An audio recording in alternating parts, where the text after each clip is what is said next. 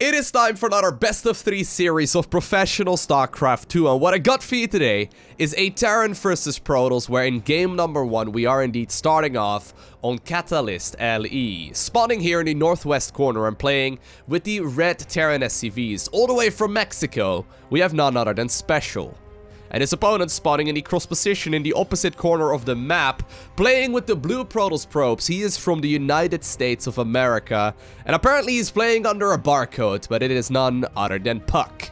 Now, Puck, of course, a very high-level Protoss player, indeed from the USA. Actually, personally, I have a lot to thank this man for. When I first got started with my own content, back in, like, I don't know, 2011 or so, quite a couple of years ago at this point, when I first started making YouTube videos and I first started live streaming, I obviously didn't really know anyone in the StarCraft 2 community. I knew their names, I knew their nicknames, I watched a lot of the professional matches, but I didn't really have an easy way to get in contact with them, and it was actually Puck that once upon a day reached out to me and put me in contact with a lot of the, esports organizations at the time, and he's actually the reason why at some point I ended up joining Quantic Gaming for quite a while as well. Really nice guy. I personally owe quite a bit to him. I don't know exactly where things would be if it wasn't for Puck. Definitely one of the nicest people I've ever met in esports, but regardless, he is still a very high-level player. He still participates a lot as well. Apparently, he's also still trying to snipe SCVs, although neither the probe nor the SCV end up dying there. Actually, ooh, no, you gotta be careful there. Losing this first probe is actually a rather big deal, but it does look like Puck is gonna be on top of that, as Special tried to get a cheeky little kill there. I've actually been thoroughly impressed with Special recently, by the way. Special, he's quickly becoming a very, very strong player. As a matter of fact, I've asked several pro gamers, and they all consider Special to be significantly so, one of the very best non-Korean players in StarCraft 2 right now. He's been living in Korea for quite a while. Interestingly enough, he doesn't really participate in all too many tournaments, be it online or be it offline. He just participates in the tournaments that he really wants to, so usually we don't really see him play all too much. But he's been spending a lot of time in South Korea practicing, and he is just simply an absolute monster right now. When it comes to American Terran players, this guy is definitely rank 1. Or at the very least, one of the Terran players from the Americas, who is an absolute monster. He's very, very good. Obviously, we have players like Euthermal as well, outside of Korea, who's also widely considered to be one of the very best. It's gonna be interesting, actually, to see like a series between Euthermal and Special. I would personally be very much so interested in watching those guys duke it out. But regardless, there's no denying that Special is very good right now, and he seems to only be getting better as well. So we'll see where things are going to be for him in about a half year or so from now. First, Stalkers, though, are already going to be moving across the map. There was a little bit of talk about potentially nerfing the Stalker as well. Eventually, though, Blizzard has decided to not go ahead and do that. We do not see the Twilight Council coming up. Is this going to be a Dark Shrine? It could potentially be a Dark Shrine here for our Protoss player. First Stalker, though, managed to make its way across the map. Obviously, Stalkers now deal a lot more damage. But with that Cyclone coming out, I think that Special is going to be in a pretty decent situation. But indeed, Puck is going to be opening up this series with at the very least a couple of Dark Templar. He's now also adding on additional gateways. He's already got a robotic facility on the way, so he could potentially be going for a Warpin and then morph them into Archons, something of course that's very common in the Protoss versus Zerg matchup. Usually not something we see nearly as often though in Terran versus Protoss, but this is a nice little push that a lot of Terrans have been going for recently. A single Cyclone, 2 Marauders, and then a Marine as well. It's a really cool setup that allows you to be rather safe against pretty much everything the Protoss can throw at you, and it's in particular good against, for example, double Stalker openers. When a Protoss player is not immediately going for their more standard setups, this means that they're going to be in a lot of trouble. Of course, Concussive Shell is done, so these Stalkers are very hard to micro back. One of them does end up dying, but also one of the Marauders has to pay for their shenanigans in blood. War Prism is just about to come out, though, but of course, the anti-air damage of the Cyclone got buffed up quite significantly. I think game number 1 is going to be a tricky one here to win for our Protoss player. He decided to go for a build order that hasn't really worked out very well so far. He did manage to pick up a couple of those Stalkers, but these Cyclones and Marauders are going to be able to eat these units for breakfast. Once again, trying to do some very cute micro. Of course, the Dark Templar will be able to come out right now. That's going to be very important, but here we go. Target firing down that pylon. Pylon does indeed power down there eventually. I think that this Dark Templar is going to have a pretty good time here cleaning up the last of these opposing Terran units. Look at that one. It even looks like a Sith Lord right there with that double-bladed knife. Look at that. Doesn't that look like a Sith Lord if it was red and like black, I guess? I guess it would. Anyway. Regardless, it is going to be chasing these units home. There's really no detection available here for the Terran player just yet. Only at this point do we see the engineering bay coming in. But of course, he did save up energy right now upon seeing this Dark Templar. And he's most definitely going to have scans available to get rid of this unit here once and for all. Nice opener here, though. Definitely in favor here of the Terran player. Worker-wise, it's currently 44 versus 34 only.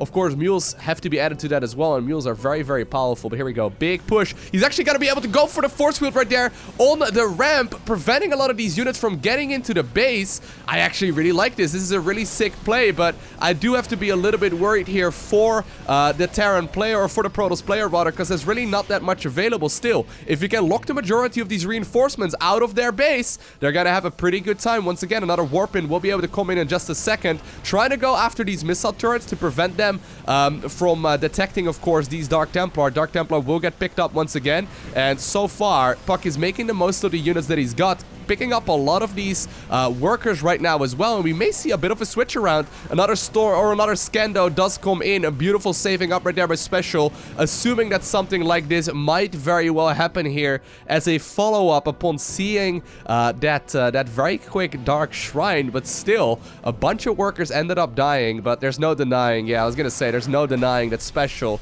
is currently quite significantly ahead and trying to play catch-up to a very strong Terran player. When you're in game number 1 of a series, it is a little bit tricky, and apparently Puck decides to GG out in game 1. I'm not gonna lie though, that was a really potent strategy there by the Protoss player. I mean, imagine if he wouldn't have lost those probes earlier on, and he would have done the damage that he managed to do right there as well. It was really, really solid. He still ended up doing a lot more than I had anticipated. But Special, just a little bit too good to lose critical amounts of units to just a single set of Dark Templars and a couple of other Protoss units as well. Although the force field on the ramp seemed a little bit troublesome there for just a little bit. Eventually, there was just simply too much Terran. I mean, the third command center had already finished up, and 3 mules at once, it's a little bit scary. Now, apparently though, Special is going to be opening up this next game a little bit differently. He's already sending out an SCV really early on, and he's going to be proxying a barracks very close to the main base of this Protoss player. At the same time, we did see that super quick scout here as well by Puck. He's going to try and see what is going on here. He knows, you know, by seeing the absence of that barracks here on the top of the ramp, that something fishy is going to be happening. Look, right now he's going to check, is there a command center first? There is not. There's a gas geyser taken. It has to be a proxy, and at this point, it most definitely is going to be exactly that. Only a single barracks though, so it's not going to be a massive commitment here by Special. That does force the second gateway here for our Protoss player. He's also going to be getting the second gas here, and I wouldn't be surprised if he's going to be following this up with, for example, double Adept or double Stalker play. Cybernetics core needs to come in here very soon. There we go. Cybercore does get started. And this probe now scouts as well what is going on as Special constructs a tech lab right here on this barracks. Now, Puck at this point knows that it's only going to be a single barracks. Not entirely sure how worried he is going to be about this aggression. There is no factory follow-up just yet here for our Terran player, but Terran most definitely is getting a ton of gas already, and I wouldn't be surprised to potentially see like a factory coming in here in just a little bit as well. Concussive shell is being researched. We now see a Marauder also joining this battlefield in just a matter of seconds, but already Cybercore is done. There's going to be a lot of room here for example, robotics facility, but also more and more gateway units. Quite surprised he's actually decided to not really go up to any kind of army just yet and just simply try to defend this with maybe some other units here instead. Special does decide to put up that bunker though outside of this natural, and this may very well just be a little bit of a containment. Wow, alright, this is something that we haven't really seen a whole lot of in StarCraft 2. I mean, concussive shell, it's very scary, right? If you put two Marauders in a single bunker, you can do a stupid amount of damage. Right now, though, Puck knows that he's going up against something pretty aggressive as well. I think sniping that SCV is going to be crucial, but concussive shell is done, and I don't think it's going to be allowed right now by the Terran player in blue. Really like that timing on the robotics facility though. Puck immediately reading what he is going up against. Apparently he just killed one of his own probes there to open up a little bit of a supply right there so he can go ahead and produce some more units. Warp Prism will indeed be queued up. I wondered if he was going to go for the Immortal right away, but instead he's just going to go for the Warp Prism and potentially go for like a one-base counter. Special is already flying that barracks back home, so even though it looked like it was going to be a really aggressive opener, we now just simply see a starport and a barracks follow up here as well. So while Special is getting to this unit composition a little bit differently than he did in game number 1, this is looking pretty standard, right? I mean, the Cyclone is out. We once again see 2 Marauders. No double Cyclone this time around, and instead we see a Liberator follow up and a Tech Lab, or rather a Reactor here on the factory. Special is still going to be able to keep on pressuring these units. At this time, though, a Warp Prism is already flying across the map, and this is currently completely unscouted. Although it will shortly be able to pick up exactly what it is he's going up against. Oop, Special did see that. You have to be paying attention to the minimap if you want to do it well. Cyclones, though, they now deal a lot more damage with their initial batch of shots right there. The Warp Prism will take a lot of damage very, very rapidly. Force Field, though, going down there at the top of the ramp.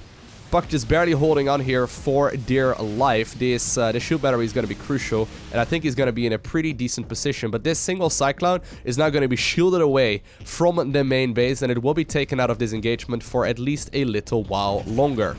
Stalkers now made their way towards the natural here as well of the Terran player. More and more Stalkers are now also going to be joining in. A Viking will be coming out in just a little bit too. Liberator is just simply sitting on the top of that ramp, but of course the Warp Prism is going to be able to leapfrog these units into the main very easily if they want to. There's no blink available on these Stalkers just yet, no Twilight Council to be seen anywhere. And while apparently indeed they are not going to be leapfrogged into the main just yet, a single one of these depots ends up dying. That's very, very important, because after this one, Special will indeed be supply blocked. 39 supply right now and 47 units. Another one just ends up finishing as well. Here we go though, Protoss is moving up the ramp, target firing down that Liberator, picking up the weakened Stalkers as well, trying to just simply pick them up and make sure that he can drop them right behind the remaining forces as well. There are still, however, a lot of Terran units available. They're going to try and do their very best at cleaning up all of these units. Warp Prism eventually does end up dying, but so do 6 Terran SCVs. And while the command center is once again going up here for Special, I think that we are setting ourselves up for a bit of a longer game here, because neither player really seems to have the capabilities of closing this one out just yet. Although, hold that thought though, there's a lot of units right now in the main base. 4 gateways. I mean, it's just a 4-gate. Right? The oldest Protoss built in the book, the 4-gate. It's gonna be breaking through this bunker for sure. Actually, nice little bit of target firing right there by Special as well, trying to make the most out of this scenario. Great force fields, actually. Picking up both of these Marauders is gonna be a nice deal. Also gets the kill right there on that bunker before it can be salvaged. And, well, I thought that Puck would be going for an expansion follow-up. With that other Warp Prism now joining the battlefield once again, I think that he may very well be trying to go for a little bit of aggression in just a little bit. There are so many Cyclones, though. Command Center is currently now flying towards the low ground, too. Special is going to be able to mine off of 2 bases here in just a little bit of time, going for a bunker at the front. And there's no denying, right, that Cyclones are going to be able to plow through all of these Stalkers very, very rapidly. It's actually a pretty scary composition to fight. I found that Cyclones usually end up killing pretty much everything in smaller numbers earlier on into the game, and that other units can actually break through it quite efficiently a little while later. They essentially drop off the bigger that armies become, just because they are more or less glass cannons, but they have quite a bit of survivability in the earlier stages of the game in particular, when you're capable of like babysitting them a lot and going for a lot of micro. But here we go, this is going to be a Stalker versus primarily Cyclone-based push. There are now a couple of sentries available. Force fields could absolutely be a game changer right now as well. Of course, Guardian Shell is going to be a massive perk as well when it comes to fighting Cyclones, just because it allows them to you know, not deal nearly as much damage. And here we go, Terran is going to be setting up for this big engagement. There's still no expansion down for Protoss, so this is more or less going to be an all-in, but Protoss will try their very best to engage. Once again though, beautiful force fields are coming in. Cyclone are now trying to deal as much damage as they possibly can, Buck is splitting off this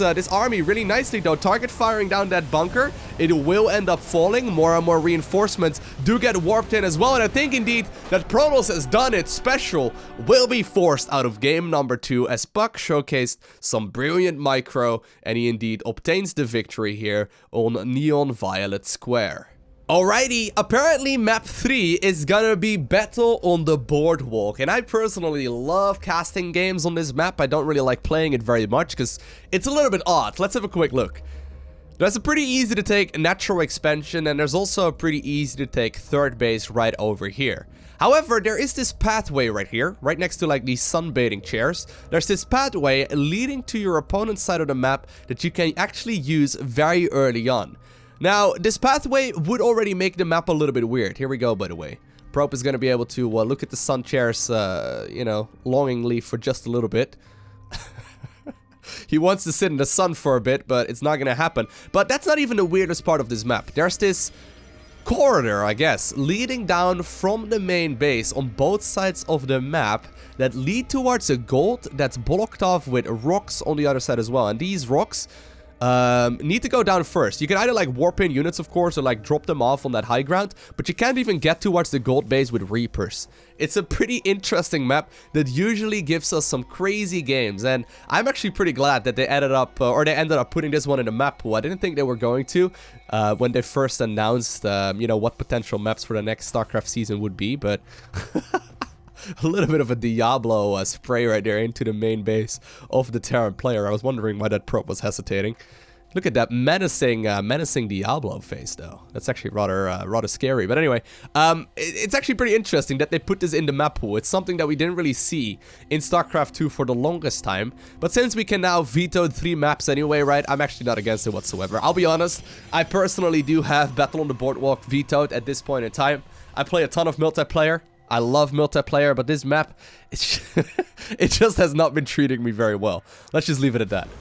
It's just not been treating me very well. But a lot of pro gamers have not actually been vetoing it in tournaments, and apparently, indeed, the same can be said right now as well for this particular series. Now, Special is being a little bit ballsy right here with that very first SCV. This probe is now actually also moving across. Look at that. That's so cheeky. I think it will get the kill. Just a little bit of a nuisance. It doesn't seem like a massive deal, but here's the thing. Finishing up this command center is part of the Terran's build order. They actually do not get another depot here for another little while, and this may actually just mess it up a little while, supply blocking the Terran for just a little bit. Depending on, of course, how this goes, and indeed, we do now see that supply depot coming in here for the Terran, but it's little bits and pieces that can add up very, very quickly. Of course, the Nexus did go down, by the way, not at the gold-based location, but right outside of the main here of the Protoss player.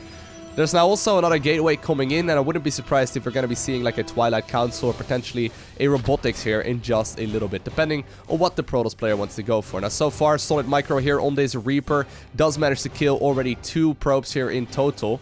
Actually 3 kills already in this on this Reaper here in total, so nice little bit of harassment, and it looks like the Stalker will just barely not be able to catch up, as the Reaper will be able to heal up outside of combat, but still, on the other side of the map, once again, right, this Stalker picked up the next SCV that was building this command center, and this is starting to be actually really important. I mean, this is actually pretty scary. Right now, there are indeed 2 Stalkers available already. Stalkers are going to be able to micro against Marines and Reapers for all of eternity if they can. This command center is actually not finishing. Right now, Special is supply blocked. He needs this base to finish. Instead of, like, really focusing on a depot, instead he's just going to go ahead and you know, just hang back for just a little while longer. I think he may have just actually finished one. Yeah, there we go. So he is gonna be forced to make that for just a little while, but little bits and pieces do add up very quickly. And even though we do see the Protoss now losing a couple of workers, worker-wise, it's actually currently 30 in favor of the Protoss player. Nice little move there. Apparently, though, a second factory was just proxied on the other side of the map. Special is going to try and produce 2 Cyclones at once and potentially catches opponent off guard. Twilight Council just about to finish up as well. I wonder if we're going to be seeing that Blink upgrade this time for the Protoss player. This Reaper once again just barely be able to escape with its life intact. Special now, though, is gonna go for a push. Look at that, even bringing a couple of SCVs to try and potentially go for the repair on these Cyclones. Another one will be coming in from the bottom, although this one does look like it may end up dying very quickly. There we go. Will end up going down. A rather big deal, but at the same time, this does open up the opportunity for some of these units to indeed be separated from their own base. A lot of probes are moved off the line, but perfect force fields going down. Puck manages to trap a lot of those units, picking up one of the Cyclones once again. 6 probes, though, do have to pay for the shenanigans with their lives as well. A Stalker and a Cyclone will be facing off against each other, and both of them die. But at the same time, apparently, though, the SCVs were picked off. So while it is 6 probes that ended up dying there, it's also 2 SCVs, and Special really more or less evened it up just a little bit there, but he still will have to deal with this big force here that's currently coming in for the Protoss player. Blink is now just barely underway. A single Cyclone, though, that was produced out of that second factory will still be going to town in that natural expansion.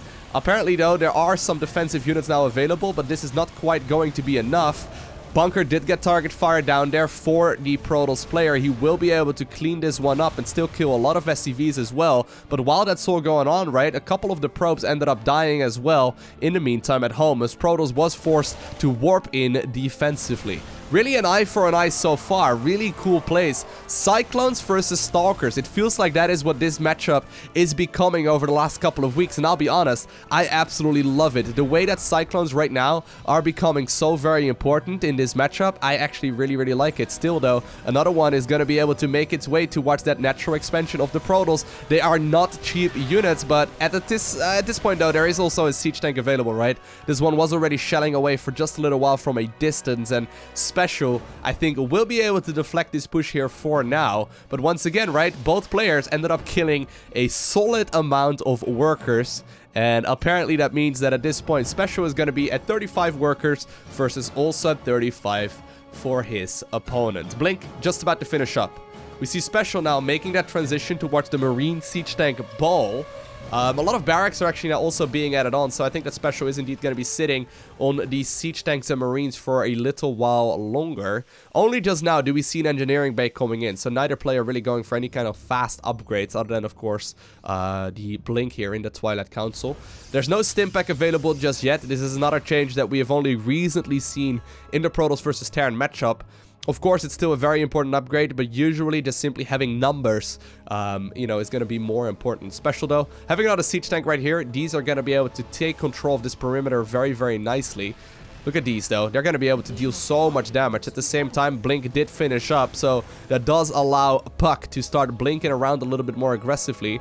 I'm a little worried, though, for this setup right now here for the Terran. I mean, these siege tanks will not be able to cover everything. This is still a very scary move to make. Protoss is indeed forced into this corner right now. I'm a little worried, actually, now for Protoss. Hold that thought, because I think that his attack path or his retreat path is gonna be switched off. Look at that. These siege tanks are going to be able to deal so much damage. Of course, that bunker here at the front is also going to be able to aid a lot of those units here. And Special, I mean, he's playing this slow and steady, because apparently that wins the race. He's playing this slow and steady. He's just making a little bit of effort here and there. Apparently, though, the factory that was previously hanging off near the fort base of the Protoss player, it actually now landed in this little corridor, and Special decided to produce a couple of Hellions. I saw them on the production tab, did not quite realize that they were built here on the right-hand side of the map, but that is 9 probes going down to a proxy factory. After that one already produced Cyclones that were crucial in the previous push, and also actually Cyclones that ended up killing so many of those probes in the natural expansion. I actually have to hand it to Special so far. Cute little move, a really nice play. Now, Protoss did in the meantime secure himself that third base. Third Nexus is going to be important. He's currently behind in economy, but of course Chrono Boost is going to be very powerful here. Special, though, is setting up for a nice timing. Look at that, right? He's got Stimpack, Combat Shield, and +1 infantry weapons, all finishing up roughly in the same 30 seconds. That opens up the opportunity to go for a push. In particular, if you can either push through this choke or out through the center of the map, you can leapfrog the tanks really nicely. Charge is only just now started up. Dark Shrine also just now starting up. I think that we may very well be be seeing a push here by the Terran player. I mean, these siege tanks and marines can deal a lot of damage, in particular once Stimpack finishes up. And that's about 20 seconds or so from finishing at this point in the game. Double Medevacs now also being produced. Special is trying to make as much out of this unit-producing structures, or out of these unit-producing structures as he can right now. Already hitting 100 supply, even though he's taken a lot of losses throughout this series as well so far already. Combat shield is done though. Stimpack is just about to finish as well.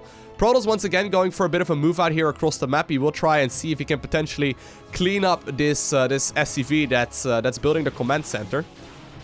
There we go, indeed, does force the cancel on that command center. I think he probably wants to restart that one as soon as he possibly can. Having a command center building at this point is going to be crucial, but while this is going on, right, and Protoss is posturing here, some of the Terran units were left at home, but at the same time, part of this army was split off to go into the natural here of the Protoss player. War Prism, though, providing that high ground vision. Oh man, beautiful play there by the Terran player, deflecting that drop into the base, realizing that that is what was going on, and all of the Protoss units will now indeed be mass recalled to go back home, as Puck will be able to clean up the last of these marines that apparently just simply stimped forward and ran for their lives. At the same time, 2 marines split off to go after a couple of the probes here at the 3rd base location, but once again, right, we do see Puck closing in when it comes to the worker count. There's no denying, though, that at this point, right, and we see Terran pushing through this choke, there are so many more army units here available for the Terran player. As a matter of fact, he's right now doubling his opponent's army supply.